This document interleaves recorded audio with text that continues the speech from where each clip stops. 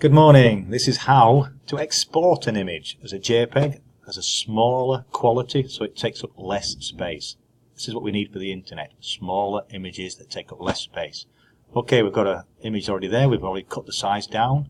Export, File, and Export As. Now it needs to be a JPEG, so we need to change the name to down here, choose JPEG at the end of it.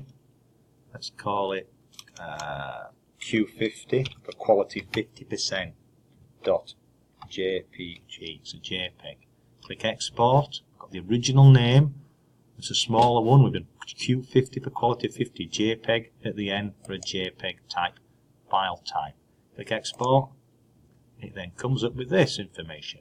We don't want quality 90. Don't want quality 100. That's just too much quality. Let's go down to about 50%. 50% quality.